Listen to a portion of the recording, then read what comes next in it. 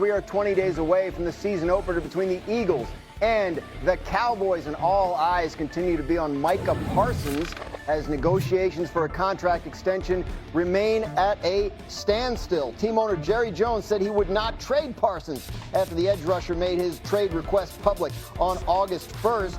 Here's what our Marcus Spears had to say about that situation yesterday. The new age and the new athlete and the strength of his agent, and this conversation tells me that he may very well sit out for this season. It feels like it's become a contest between who has the mettle and the resolve to see this out the way that they foresee it being played out. And eventually, usually in the league, this happens and you get paid and everything moves on. It just feels a little bit different to me, guys. It does feel very stuck, right? Like something has to change. What would have to change to move this situation forward? Well, I think Dallas would really have to feel like he's going to miss a lot of games. And just again, for the audience, he's going to have to be there for at least 6 games to get credit towards free agency. But if we go back to Jalen Ramsey in Jacksonville, where he basically held in, manufactured an injury, forced a trade to the Rams, and the rest is history. So to me, if we were running the Cowboys, guys, he's a great young player. We would never consider trading him unless we really felt like he was going to miss most of the season and withhold his services. Short of that, Graz, I think you just have to be patient and wait it out. Well, sure, but there is a game, right, in 20 days, and it's against the Eagles. It's a game they have to win. He's their best player. Like, even if he signed, like, next week, is that enough time for him to get ready to play in the opener? Yeah, my guess is it's probably enough time for Micah Parsons to be really effective, but I think what would happen is we start to get concerned about injury risk, right? And I think the closer we get to the season, the more likely it is that a smart team will be like, all right, well, we'll push it back, even if he does sign. So I don't quite understand how we got to this situation, and none of us, I mean, all the usual reasons for us getting here don't seem to add up.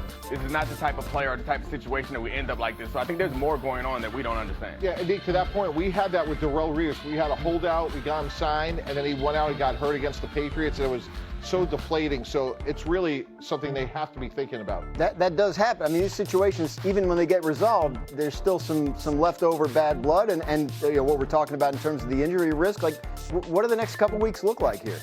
Yeah, listen, I think there's got to be some type of deadline here where if you don't sign the player, that he's not available for week 1. Again, these guys have touched upon it.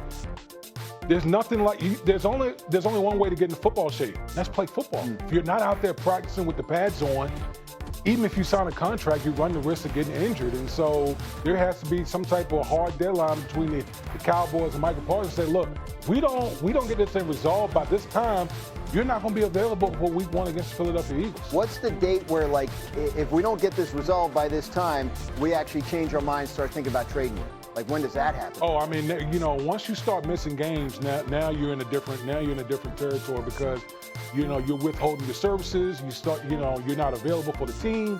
At that point, now this whole thing is escalated to the point where all options have to be on the table for the Dallas Cowboys. So, all right, so they have said repeatedly that's not going to happen. He's under contract. They can franchise him next year, franchise him the year after, excuse me. But we can live in a fantasy world here, right? I mean, this is television. We can talk about what ifs, even if it's not likely to happen. So, with that in mind, we decided to do a special edition of Tannenbaums with our resident GM, Mike Tannenbaum. Mike T, give us 3 proposals that teams, you know, should be picking up the phone right now and offering for Micah Parsons. Well, Graz, as Hebo remembered, me and you know, Chat Mike T, we went to we did 2 first-round picks and Ed Oliver to go from Buffalo to Dallas. And to me, this really makes sense from both sides, and here's why. If I'm Buffalo with Micah Parsons, we could go beat the Chiefs. We could go beat the Ravens and get to the Super Bowl. I hate losing Micah Parsons, but if I'm Dallas, now I get a defensive tackle. I can't stop the run for the last 3 years. And with 2 first-round picks, I can now, you know, rebuild. Grade the trade. I mean, if I'm Buffalo, I'm overjoyed. If I'm Dallas, like, I feel comfortable that we got something of value. I think Dallas, though, like, the thing about Micah Parsons is he's going to the Hall of Fame, guys. Like, that's the type of player he is if nothing goes wrong. Trading a guy like that away, and Ed Oliver's very good, but he's not at that level. And you're hoping, beyond hope, that one of those draft picks turned out to be somewhere close to Micah Parsons. Yeah, well, you forget, though, we moved from reality into a fantasy world. So we're now operating in a world where this is possible. If I am Josh Allen, I'm calling to try to make this trade happen immediately. That's exactly what we're looking for. How about another one? What do you got? What's your second? All right, the Detroit Lions, who desperately need another pass rusher. They trade a first-round pick, 2 twos, and Brian Branch, a great young safety. And if I'm the Detroit Lions with Micah Parsons and Aiden Hutchinson, we're going to the Super Bowl. Again, if I'm Dallas, I'm trying to rebuild. I'm getting a great young player in Brian Branch, 7 interceptions and a few draft choices. Not ideal if I'm Dallas, but it's a way to cut your losses. What do you think, D. Wood? Who says no? That's a lot. That's a lot. I know Detroit really loves Brian Branch. A first round and 2 twos.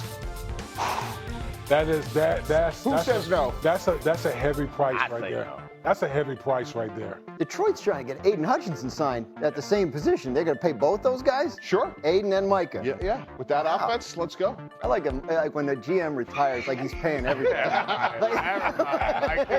why not? What salary cap? All right, well, you got one more for us? Yeah, the Tampa Bay Buccaneers, guys. Here we go. We're going to give up a first-round pick.